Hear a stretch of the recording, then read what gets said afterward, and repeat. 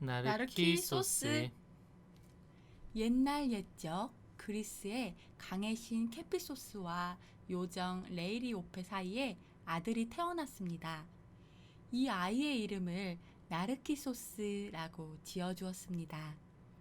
나르키소스는 정신을 차릴 수 없을 만큼 무척 예뻤습니다. 어느 날 어머니 레이리오페는 예언자를 찾아가 아들의 앞날을 물었습니다. 우리 아이가 행복하게 오래 살 수 있나요? 예언자는 잠깐 생각하더니 대답을 했습니다. 이 아기는 자기 모습을 모른다면 오래 살 수 있습니다. 그러니 절대로 자기 모습을 보지 않게 하십시오. 레이리오페는 예언자의 말에 깜짝 놀랐습니다. 그래서 자기 모습을 바라볼 수 있는 거울뿐만 아니라 그릇이며 잔까지 전부 없애버렸습니다. 자신의 모습을 한 번도 보지 못했지만 나르키소스는 여전히 예쁘고 단정한 소년으로 자랐습니다. 여자아이들과 어린 요정들도 나르키소스를 졸졸 따라다녔습니다. 목소리가 예쁜 숲의 요정 에코도 나르키소스를 보고 첫눈에 반했습니다. 에코는 헤라 여신에게 미움을 사서 다른 사람의 끝말만 따라할 수 있었습니다. 에코는 용기를 내어 나르키소스에게 다가갔습니다. 누군데 날 따라다니는 거예요? 에요? 이름이 뭐죠? 뭐죠? 나르키소스는 뒷말만 따라하는 에코에게 화가 났습니다. 저리 가시오. 난 말 못하는 아가씨와는 놀고 싶지 않으니. 에코는 너무 슬펐습니다. 커다란 슬픔에 에코는 점점 말라갔습니다. 얼마 지나지 않아 에코는 한 줌의 재가 되었고 목소리만이 깊은 산속을 헤매게 되었습니다. 에코의 친구들은 에코가 몹시 불쌍했습니다. 한편 나르키소스가 얄미워 견딜 수 없었습니다. 그래서 네메시스라는 복수의 여신에게 기도했습니다. 네메시스 여신님, 나르키소스를 벌 주세요. 에코와 똑같이 사랑의 아픔을 겪게 해주세요. 여신은 요정들의 기도를 들어주기 위해 나르키소스를 숲속의 연못으로 데리고 갔습니다. 그리고는 연못의 얼굴을 비추어 주었습니다. 태어나서 자기의 모습을 처음 본 나르키소스는 깜짝 놀랐습니다. 자기 모습이 너무너무 아름다운 나머지 자신을 사랑하게 되었습니다. 나르키소스는 자신의 아름다운 얼굴을 보기 위해 연못을 떠나지 않았습니다. 연못을 지키다 지쳐버린 나르키소스는 그만 쓰러지고 말았습니다. 얼마 뒤 나르키소스가 쓰러진 자리에서 한 송이 수선화가 피어났습니다. 수선화는 물가에 피어 물에 비친 자기 모습을 보며 행복했습니다. 그렇게 해서 자기 모습을 너무 좋아하는 사람을 두고 나르키소스 같은 사람이라고 부르게 되었답니다. 월계수 나무가 된 요정 다프네. 옛날 그리스 신들 중에 활을 잘 쏘는 신이 둘 있었습니다. 그중 한 신은 아폴론이었고 다른 한 신은 에로스라는 아기 신이었습니다. 귀여운 아기 신 에로스는 날개 달린 천사의 모습을 했어요. 게다가 화살통을 메고 여기저기 다니며 화살을 쏘아대곤 했습니다. 어느 날 아폴론이 에로스를 보고 장난스럽게 놀렸습니다. 꼬마야, 아기 신에게 활과 화살은 어울리지 않아. 나처럼 힘세고 건강한 어른들이나 가지고 다니는 거야. 아기 신 에로스는 무척 화가 났습니다. 그래서 꼬마라고 무시하는 아폴론을 골탕 먹이기로 결심했습니다. 에로스는 높은 산 위로 올라가서 세상을 내려다보았습니다. 그러고는 어깨에 맨 화살통에서 2개의 화살을 뽑았습니다. 하나는 금으로 만든 사랑의 화살이었고 또 하나는 납으로 된 미움의 화살이었습니다. 에로스는 그 화살을 아폴론에게 쏘았습니다. 그리고는 납화살은 숲속에 사는 요정 다프네를 맞추었습니다. 다프네는 말갈량이면서 아주 예뻤습니다. 화살을 맞은 아폴로는 숲에서 다프네를 보자마자 사랑에 빠졌습니다. 그러나 다프네는 아폴론이 소름 끼치도록 싫었습니다. 그래서 아폴론이 다가오자 도망치기 시작했습니다. 바람보다 더 빨리 뛰었습니다. 다프네, 제발 도망가지 말아요. 저는 당신을 사랑해요. 내 사랑을 받아주세요. 다프네는 있는 힘껏 뛰었지만 아폴론이 점점 다가오고 있었습니다. 아폴론의 손이 다프네의 몸에 닿으려고 할 때였습니다. 다프네는 뜀박질을 멈추고 강의 신인 아버지 페네이오스에게 간절히 기도했습니다.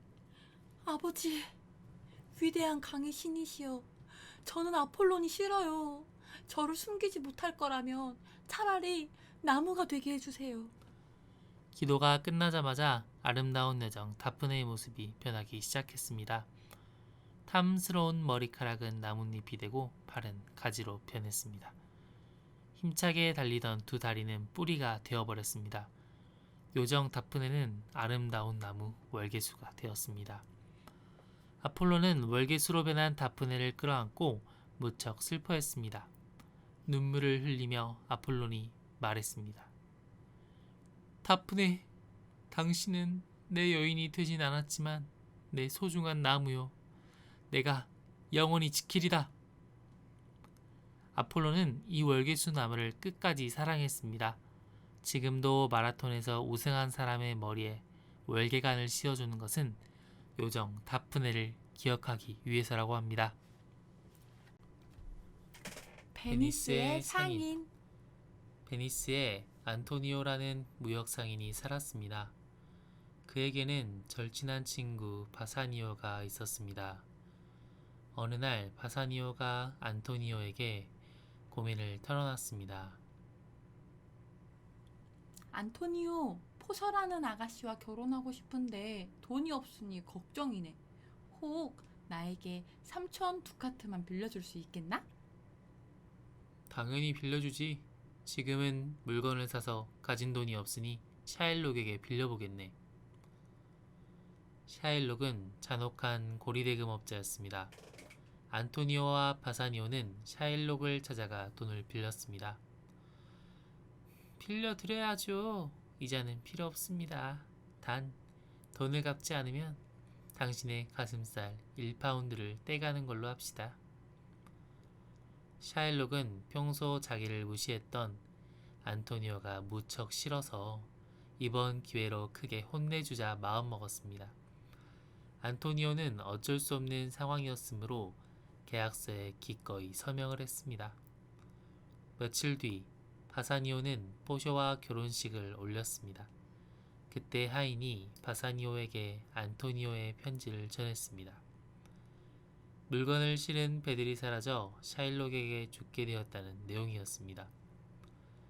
바사니오는 신부 포셔가 준 돈을 가지고 서둘러 베리스로 떠났습니다.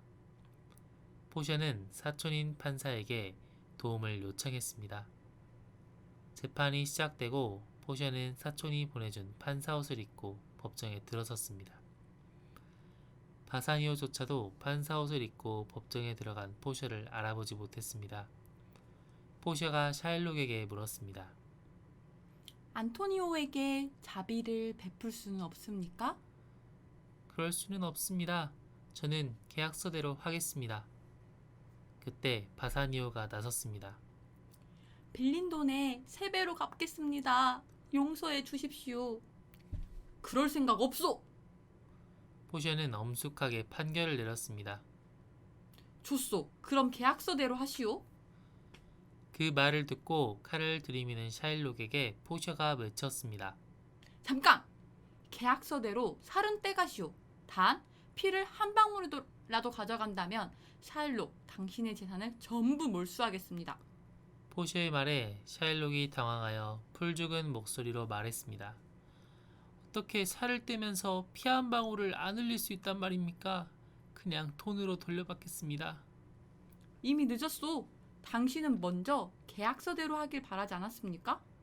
이제 보니 당신은 죄 없는 사람의 목숨을 빼앗으려 했군요. 당신 재산을 모두 몰수하겠습니다. 포셔의 판결에 안토니오와 바사니오는 무척 기뻤습니다. 재판이 끝나자마자 포셔는 서둘러 집에 도착했습니다. 안토니오와 바사니오도 집으로 돌아왔습니다. 포셔, 기뻐해 주시오. 지혜로운 판사님 덕분에 우리가 이렇게 다시 살아왔소. 바사니오의 말에 포셔는 전혀 사정을 모르는 척 시치미를 뗐습니다. 그러나 곧 포셔는 모든 사실을 털어놨습니다. 바사니오는 포셔의 현명함에 절로 고개를 숙였습니다. 세 사람은 밤새도록 이야기를 나누느라 시간 가는 줄 몰랐습니다. 불쌍한 삼형제. 이번 토요일에는 학교에서 돌아오는 길로 까치 새끼 꺼내러 가자는 것이 영선이가 며칠 전부터 동물들과 약속해 두었던 일입니다. 그래서 오늘은 새 동무가 영선이네 집에 와서 점심을 같이 먹고 뒷산으로 올라갔습니다.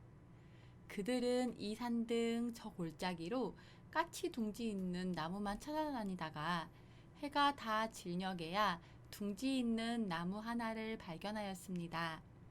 그 나무는 올라가기 좋은 전나무였습니다. 그러므로 그들은 힘들이지 않고 올라갈 수 있기 때문에 서로 올라가려고 하였습니다. 그것은 올라가 보아서 까치 새끼가 3마리가 넘으면 올라간 사람은 마음대로 더 가질 수가 있기 때문이었습니다. 그들은 나중에 짱개뽕으로 정하였습니다. 문봉이란 아이가 올라가게 되었습니다. 까치 새끼는 마침 3마리뿐이요. 애미는 먹을 것을 찾으러 가고 없었습니다. 새 동무는 이제 겨우 날개가 돋치어 푸덕푸덕하고 한간통씩밖에 날지 못하는 어린 까치를 놓아주었다 다시 붙들었다 하면서 집으로 돌아온 것입니다. 그러므로 영선이는 피곤하였습니다. 영선이는 꿈을 꾸었습니다. 무서워서 달아나려고 하였습니다. 그러나 아무리 뛰어도 한자리에서 헤매었습니다. 소리를 지르려고 하였으나 소리도 나지 않았습니다. 어미까치를 만난 것입니다. 무슨 까치가 독수리처럼 크고 사나웠습니다. 영선이가 이리 뛰려면 여기서 맞고 저기 뛰려면 저기서 나와서 깨물고 핥히고 영선이를 잡아먹으려고 덤벼들었습니다. 그러나 영선이는 뛰어도 가지지 않고 소리를 질러도 여전히 나오지 않았습니다. 꼭 죽을 것만 같았습니다. 예, 영선아! 영선아! 하시고 어머님께서 흔드는 바람에 그제야 영선이는 어머니! 소리를 치고 눈을 떴습니다. 온몸에 진땀이 흘렀습니다. 그 이튿날 아침입니다. 영선이는 일어나는 길로 밖에 나와 보았습니다. 까치 새끼는 간데 온데 없고 물밑으로 가며 여기저기 까치털이 빠져 있었습니다. 영선이는 뒷곁으로 들어갔습니다. 그리고 굴뚝 뒤에서 입을 야금거리며 잘 먹은 트림을 하면서 나오는 고양이와 마주쳤습니다. 이놈의 괭이가 잡아먹었구나!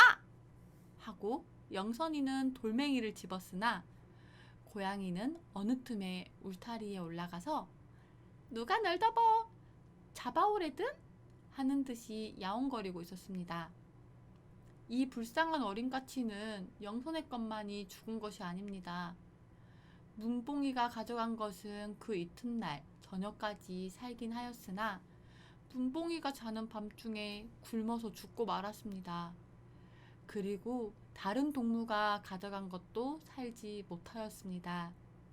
그것은 부드러운 그날 저녁으로 아무도 없는 사이에 노끈이 풀어져서 달아나다가 그만 모깃불 놓은 화로에 빠져서 애처롭게도 뜨겁게 타 죽고 말았답니다. 새벽의 피리소리. 두더지야! 큰일 났어. 아기 수달이 또 없어졌나 봐. 물쥐가 강가에 있는 두더지에게 와서 말했습니다. 포틀리 녀석 말이야. 그 녀석은 모험심이 많아서 툭하면 없어지곤 하잖아.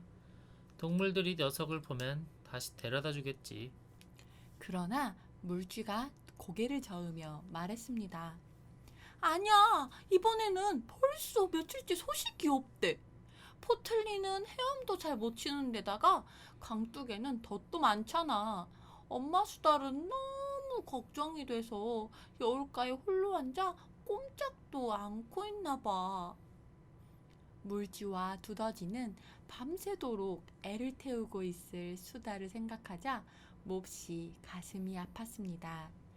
그래서 두 친구는 보트를 타고 강으로 가서 직접 아기 수달을 찾아보기로 했습니다. 둥근 달이 서서히 지면서 새벽이 되자 어디선가 아름답고 신비로운 피리 소리가 들려왔습니다. 노를 저, 두더지야! 물쥐가 피리 소리에 취하여 외쳤습니다. 그들은 꽃이 만발한 섬 언저리에 배를 대고 올라갔습니다. 피리를 불고 있는 이는 숲을 다스리는 신 파우누스였습니다. 상냥하면서도 익살스러운 눈동자와 부리부리한 매부리코, 딱 벌어진 가슴팍과 펜파이프를 들고 있는 손, 그리고 그의 털복숭이 다리 사이에서 자고 있는 아기 수달의 모습이 보였습니다. 물쥐와 두더지는 넋을 잃고 지켜보다가 숲의 신을 향해 공손하게 인사를 했습니다.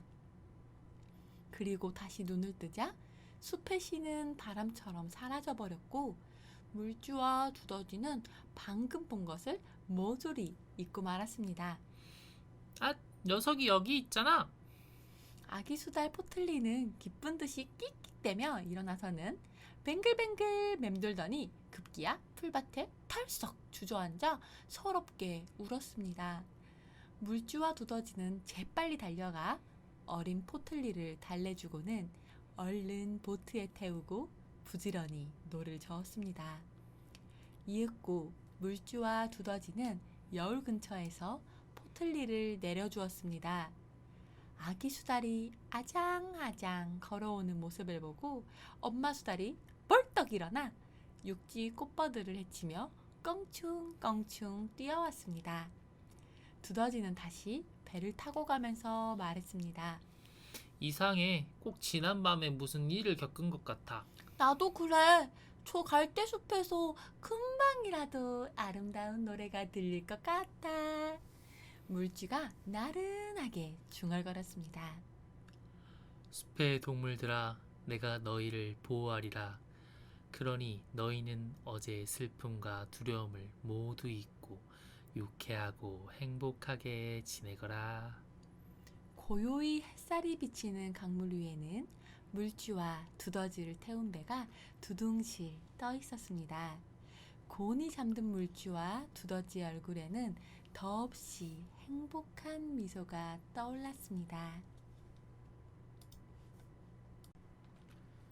생쥐와 개구리.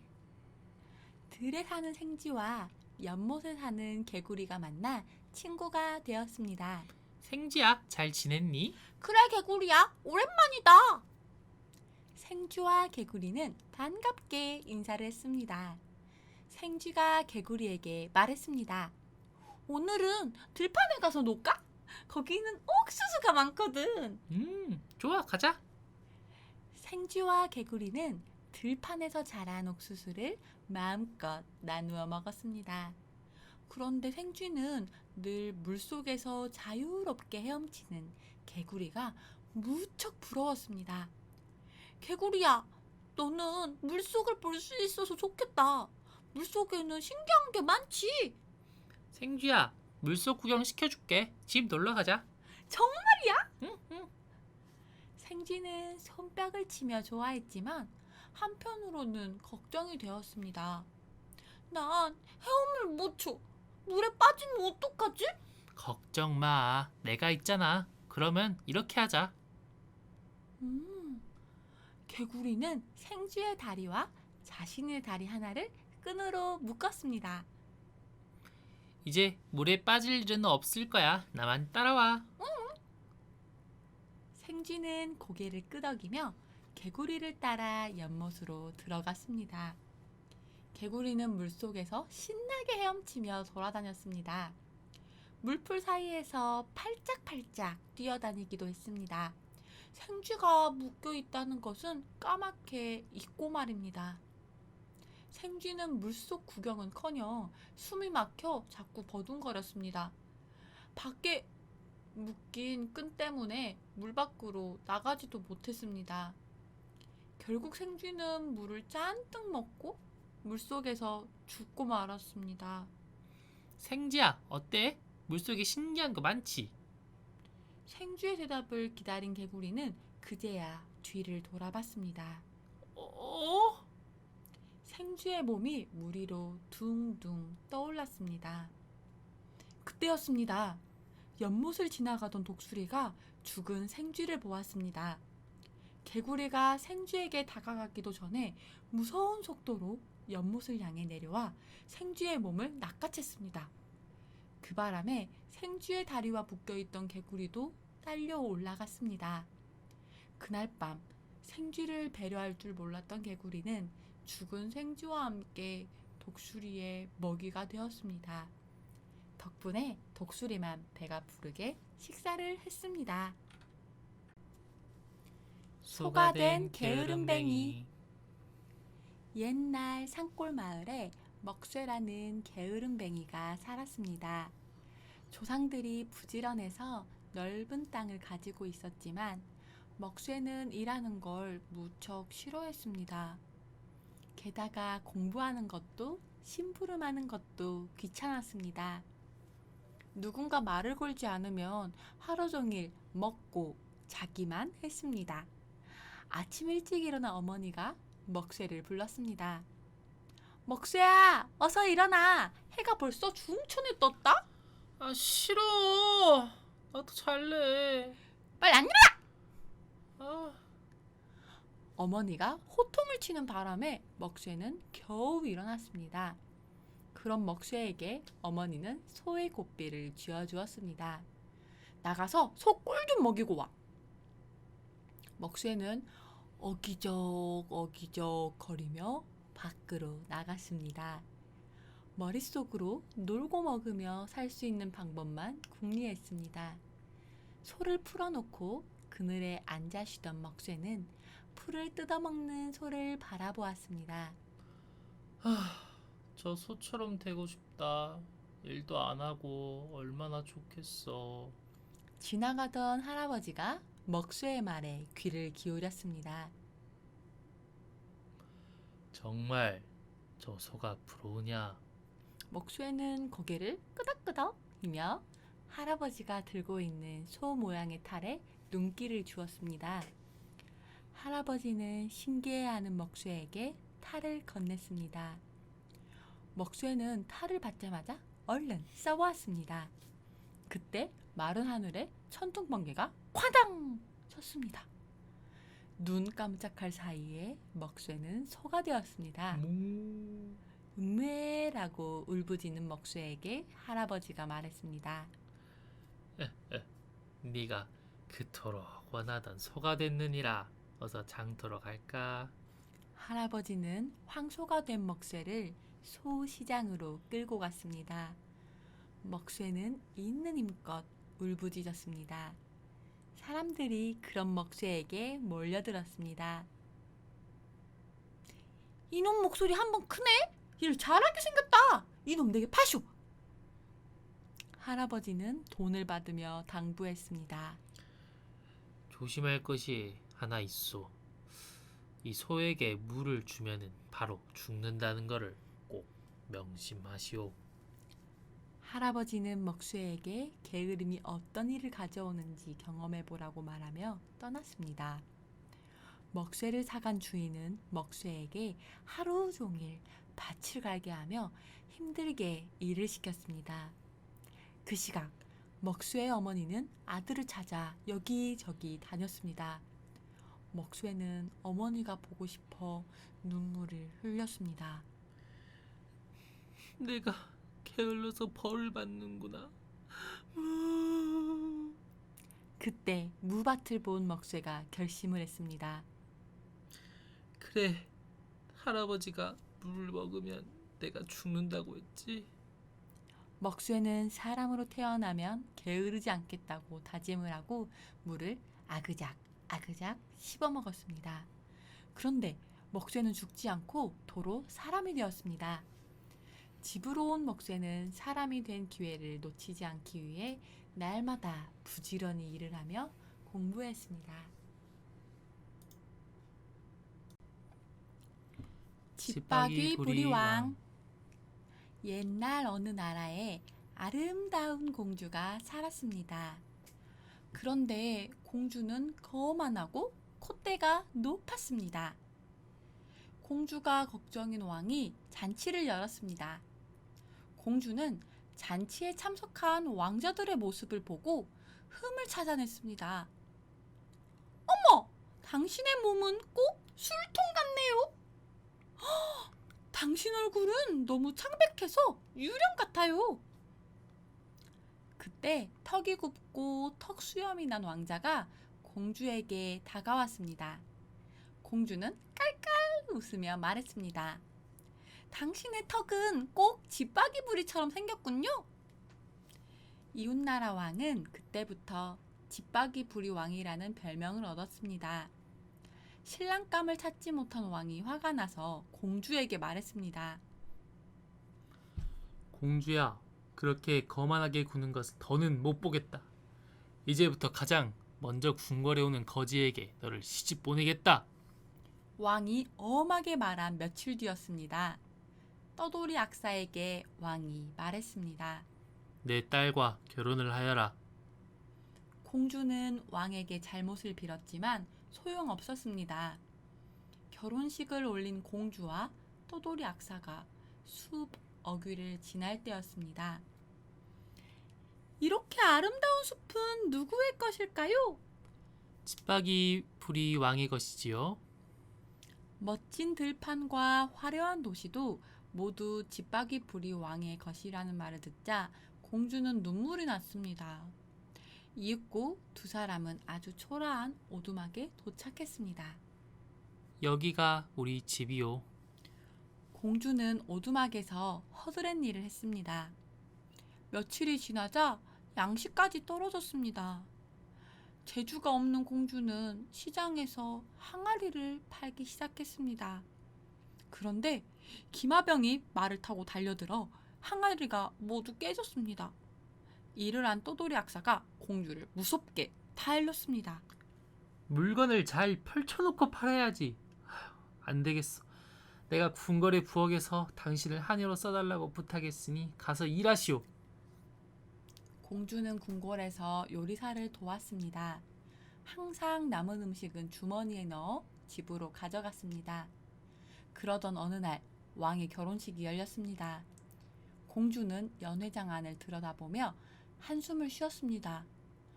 지금처럼 처량하게 된 건 모두 내 거만함 때문이야. 그때 화려한 옷을 입은 왕이 나타나 공주에게 춤을 추자고 했습니다. 바로 집박이 부리 왕이었습니다. 공주가 연회장을 달아나려고 할 때 주머니에서 음식이 떨어졌습니다. 그 모습을 본 사람들이 껄껄대며 공주를 비웃었습니다. 얼굴이 빨개진 공주에게 집박이 부리 왕이 다정하게 말했습니다. 두려워 마시오. 내가 바로 당신과 결혼할 떠돌이 악사요. 당신의 무례한 성격을 고쳐주기 위해 모두 꾸민 일이요. 나와 결혼해 주시오. 공주는 눈물을 흘리며 청혼을 거절했습니다. 당신은 이제 달라졌으니 내 신부가 될 자격이 충분하오. 그 말에 공주는 결혼을 승낙하였습니다. 두 사람의 결혼식에 공주의 아버지와 신하들도 뒤늦게 참석하여 행복을 빌어주었답니다. 폴리에나는 부모님이 돌아가신 뒤 이모 집에서 살게 되었습니다. 이모인 미스 폴리 해링턴은 차갑고 냉정한 사람이었습니다. 크고 넓은 저택에 살면서도 조카에겐 좁고 구석진 다락방을 내주었습니다. 처음에는 좁고 초라한 다락방을 보고 울었지만 해링턴 가에서 일하는 낸시가 올라오자 이내 눈물을 닦고 이렇게 말했습니다. 창밖을 보니 아주 멋진 경치가 보이네요. 폴리 이모가 이 방을 내게 주셔서 정말 기뻐요. 폴리애나는 창문 옆 커다란 나무를 타고 무더운 방을 탈출해서 낸시에게 기쁨 놀이에 대해 들려주었어요. 무엇이든 기뻐하는 놀이인데 난 그 놀이가 참 좋아요. 기뻐하기 어려우면 어려울수록 기뻐할 이유를 찾아냈을 때 느끼는 보람도 크거든요. 낸시는 폴리애나가 무척 사랑스러운 아가씨라고 생각했어요. 언제나 밝고 긍정적인 폴리애나에게 폴리 이모도 차츰 마음의 문을 열게 되었습니다. 폴리애나는 길에 버려진 새끼 고양이와 개를 데려와서 키우기도 했습니다. 하지만 폴리 이모가 더 이상 참고 있을 수 없는 일도 있었습니다. 이번에는 허름한 옷차림에 고아 소년을 데리고 온 것입니다. 하지만 폴리 이모가 짐이라는 이름의 그 소년을 허락해주지 않자 폴리애나는 다른 집을 찾아보기로 했습니다. 하루는 폴리애나가 펜들턴 숲을 산책하다가 펜들턴 씨가 쓰러져 있는 것을 발견했습니다. 펜들턴 씨는 큰 저택에 혼자 살면서 이웃 사람들과 전혀 왕래가 없는 사람이었습니다. 폴리애나가 의사를 불러와 다리가 부러진 펜들턴 씨를 도와주자 이 괴팍한 노신사도 폴리애나를 좋아하게 되었습니다. 그런데 알고 보니 펜들턴 씨는 폴리애나의 어머니를 사랑했는데 어머니가 목사였던 아버지와 멀리 떠나버리자 마음의 문을 닫고 살게 된 것이라고 했습니다. 펜들턴 씨는 폴리애나를 자신의 딸로 삼으려고 했지만 폴리애나는 폴리 이모를 떠날 수 없다면서 대신 지미를 소개시켜 주었습니다. 그러던 어느 날 폴리애나는 학교에서 돌아오는 길에 그만 교통사고를 당하고 말았습니다. 앞으로 두 다리로 걷지 못하게 될 거라는 말에 마을 사람들 모두가 안타까워했습니다. 하지만 그 와중에도 폴리애나는 작은 일에도 기뻐하며 슬픔을 이겨냈습니다.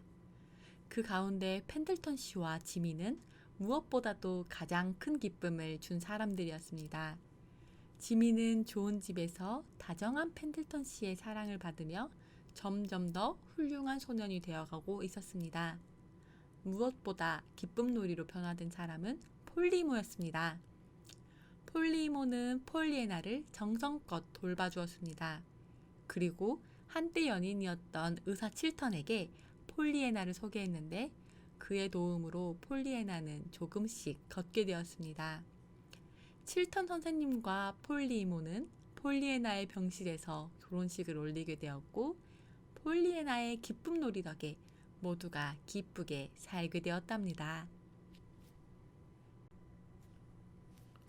푸른 수염. 옛날에 부자 남자가 살고 있었습니다. 여자들은 그 남자의 얼굴에 난 푸른 수염 때문에 무서워했습니다. 푸른 수염은 이웃에 사는 두 딸 중 한 명과 결혼하고 싶었지만 모두 거절당했습니다. 두 딸은 푸른 수염의 모습도 싫었고 푸른 수염이 결혼했던 여자들이 모두 사라졌다는 것을 알았습니다. 그러던 어느 날 푸른 수염은 이웃집 모녀와 친한 이웃들을 별장에 초대해 일주일 동안 연회를 베풀었습니다. 즐거운 시간을 보낸 뒤 이웃집 둘째 딸이 푸른 수염과 결혼하기로 마음먹었습니다. 결혼식을 올리고 한 달이 지났을 때 푸른 수염이 집을 비우게 됐습니다. 이 열쇠 꾸러미를 맡아주시오.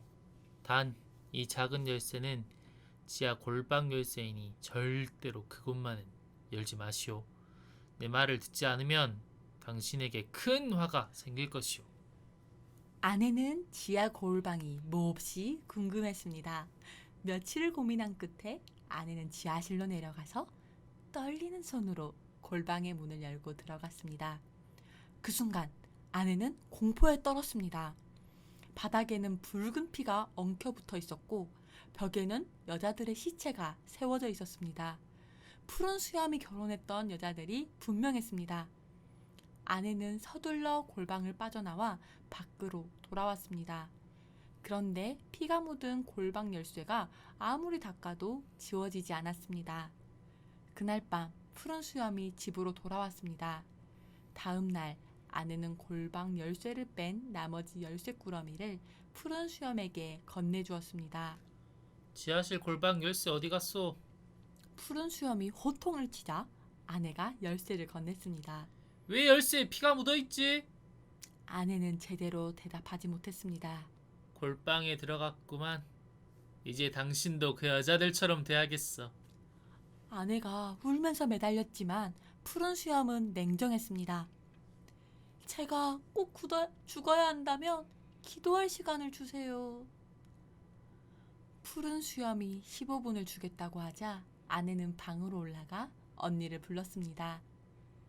언니, 탑 위에 올라가서 남동생들이 오는지 봐줘. 동생들이 보이면 빨리 오라고 신호를 보내. 언니는 탑 위에 올라갔습니다. 아내는 언니에게 여러 번 물었지만 동생들의 모습은 보이지 않았습니다. 어서 내려오지 못해? 내가 올라간다고. 아내는 마지막으로 언니에게 동생들이 오냐고 물었습니다. 2명의 말탄 기사가 달려오고 있어. 내가 신호를 보낼게. 아내는 푸른 수염의 재촉에 결국 아래층으로 내려갔습니다. 당신은 이제 죽을 때가 되었어. 푸른 수염이 커다란 칼로 목을 베려고 할 때였습니다. 문을 부수고 2명의 기사가 푸른 수염을 창으로 찔러 죽였습니다. 모든 재산은 아내에게 돌아갔습니다.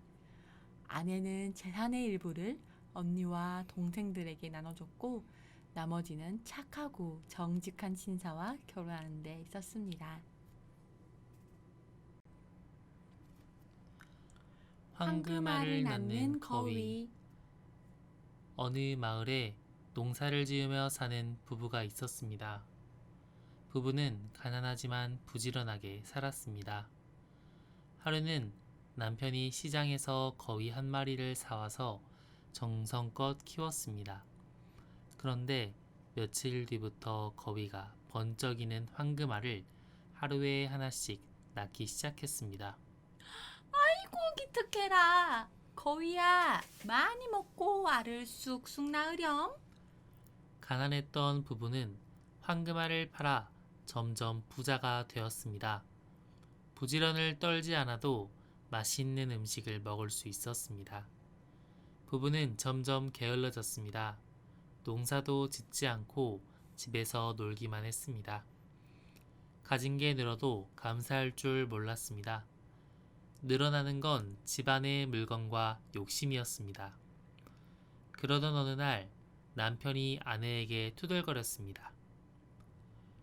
황금알을 하루에 하나밖에 얻지 못하니 언제 큰 부자가 되겠어?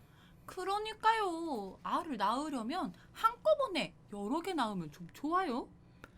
부비는 맞장구를 치며 거위를 구박했습니다. 부부는 더 큰 부자가 될 궁리만 잔뜩 했습니다. 그러다 아내가 좋은 생각이 떠올라 남편에게 말했습니다. 여보, 거위 뱃속에 황금알이 잔뜩 들어있지 않을까요? 거위를 잡아서 한꺼번에 황금알을 꺼내는 게 좋겠어요. 남편은 아내의 말을 듣고 무릎을 탁 쳤습니다. 당신 생각이 맞소. 왜 그 생각을 지금 했을까? 지금 당장 거위의 배를 가릅시다. 부부는 큰 부자가 될 생각에 싱글벙글했습니다. 남편이 날카로운 칼로 거위의 배를 갈랐습니다. 옆에서 지켜보던 아내는 큰 부자가 된 뒤 하고 싶은 일을 머릿속에 떠올렸습니다. 그러나 거위 뱃속에는 황금알은커녕 거위 알조차도 들어있지 않았습니다. 이게 어찌된 일이지?